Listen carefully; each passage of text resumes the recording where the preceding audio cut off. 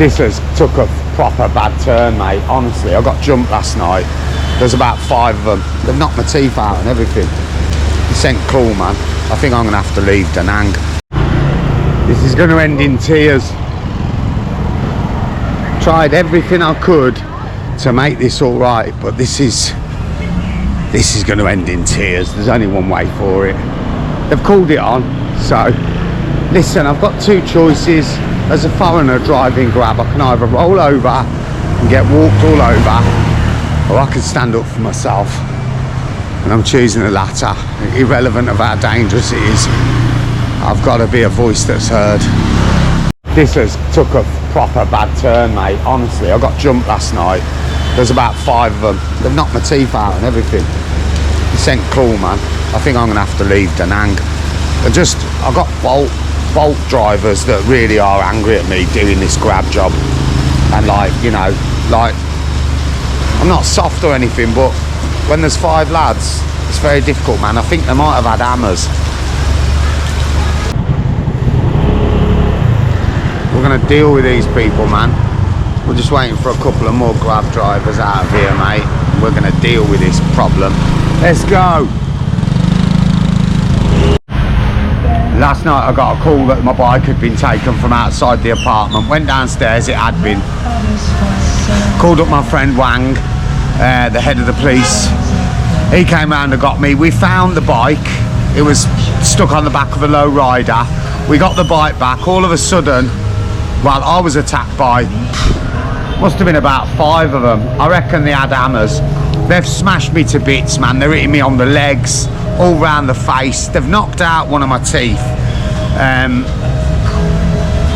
Basically, I've been advised to get out of here. I mean, this is, you know, this is a body part that's been taken out. You know, it's gone stupid.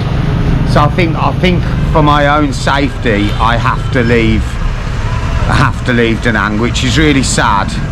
But I'm not going to give up, and I'm gonna, if I do leave, I'm going to continue Grab driving, because this is my career now and this is my life, and I haven't gone through all this to give in, but it is getting a bit scary. And I mean,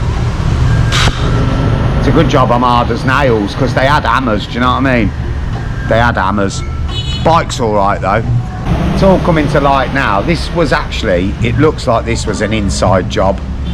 Can't believe it. Like a really good friend, like a business partner, like a, you know, a brother, turned against me, stabbing me in the back, saying one thing to my face, but actually doing something completely different behind my back. This is the problem, isn't it, guys? You've got to be very careful who you trust in this world. Is the case. I'm going to find out more in the next 20 minutes. If this is the case, I'm going to have to get out of Da Nang, because this is, it's getting dangerous.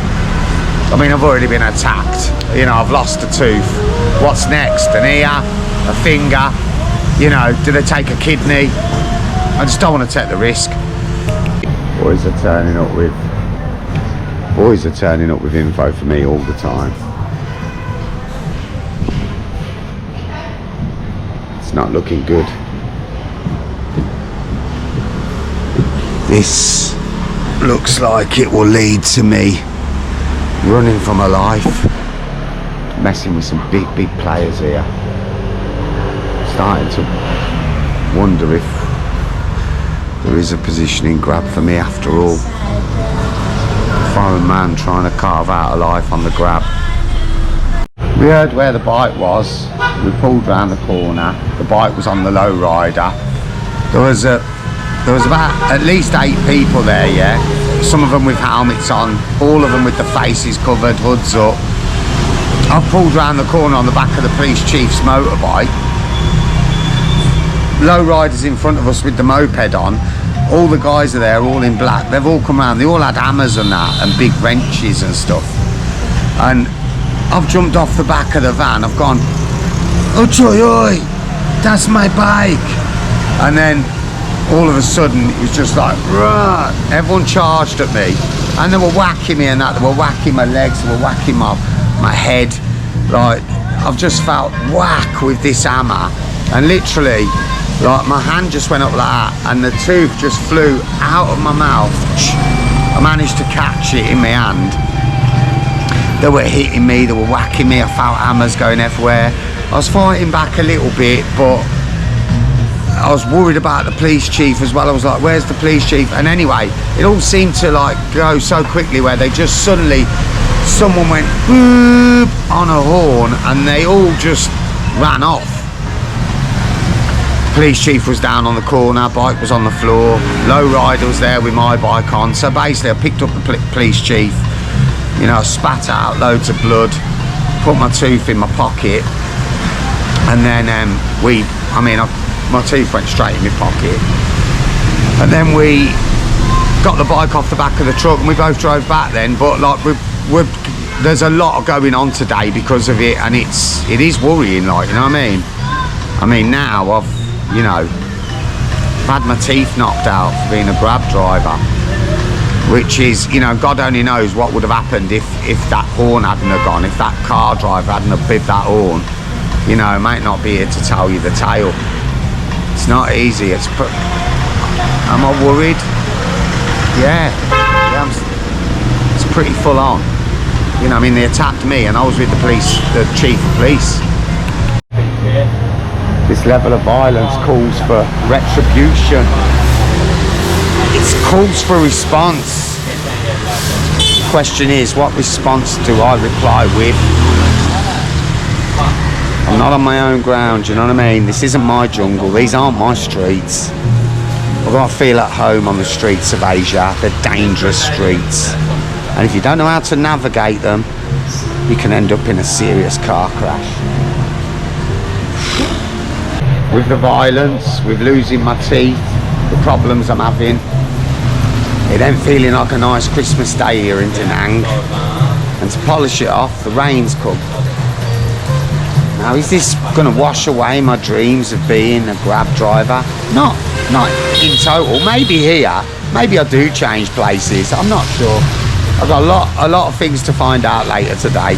At the moment, the drugs for the tooth pain and that starting to settle in, so I'm feeling all right. You know what I mean?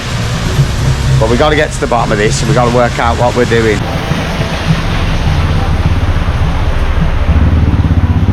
Miserable day for a grab driver. It's a miserable old day for a grab driver because it doesn't stop here. Even though it's Christmas Day, I'll be working, you know. Well, I will if it calms down a bit. Still only got a back brake, but I've really learned how to control it now. So I mean, I do enjoy the skidding bit, but it's wearing down my back tyre and I don't want any more expenses on the bike, so I'm going to slow down the skidding. But if the rain stops, I'll take a few passengers today, a few deliveries. I just don't want to go out there in this wet, not with the toothache. But yeah, it never stops here.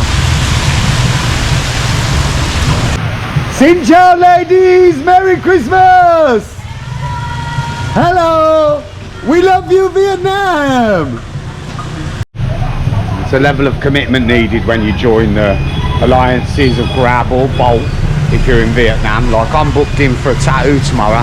I'm going to have the Grab logo tattooed on my chest, and you don't have to do that, but I want to show my commitment and dedication, and I also want to show my brotherhood to the group. I'm not going to call it a gang, to the group of like-minded people who are there for each other and that are servicing the streets of Asia with deliveries, with pickups, you know, taking people home, stopping people drink driving, doing all the things that are good for society and the environment, you know, bringing people that can't be asked to get off the fat arse and collect the food, we're bringing it to them. So we're doing a job that a lot of people don't want to. There's 3 ways to get by in Vietnam, by the way. You can either be someone teaching English as a foreign language, you can be selling crypto crap, scamming or not, or you can do, which is arguably the toughest and which takes the biggest steel, which is to become a Grab or a Bolt driver. I would advise you to be Grab, as the brotherhood is far superior to Bolt. I mean, we wear our flag, the Vietnamese flag, with pride on our uniform because we're proud. We're proud to be Vietnamese. And I know that a lot of you haters are going to say, yeah, but you're not Vietnamese. But let's not forget that I have got some Asian blood inside me, all right? So I'm closer to being Vietnamese than you are. All right, and that's fact, mate. You'll need translator on your phone, like, but what's good is that a lot of Asian people want to speak English, so they'll enjoy struggling to communicate with you. But if you've got a translator, that'll make the struggle a little bit easier. I mean, you can make your life easier as well. Like me, like, I don't need a skinhead, but I've had one because I look hard as nails, and that deters anybody from stealing, you know, the food deliveries off me, or, you know, or any cash I might have if I've been paid in cash, because just look the part, you know what I mean? So you will need those things going in your favour. To drive through these streets takes grit and determination. It also takes confidence, courage. We haven't had the best start to our Grab career, and I'm afraid that with all the info that I've digested today, it seems we may have to move on from Da Nang, and I'm really sorry for that. But we will continue with our journey through the life of a Grab driver. We'll just take it away from this hostility and danger. Because let's be honest, guys, there's a lot of places to visit, and I don't want to be killed off by a rival taxi delivery gang, which is what's happening. Let's face the music. It's what's been happening, isn't it? So, Merry Christmas from a wet Da Nang. Soon we move forward.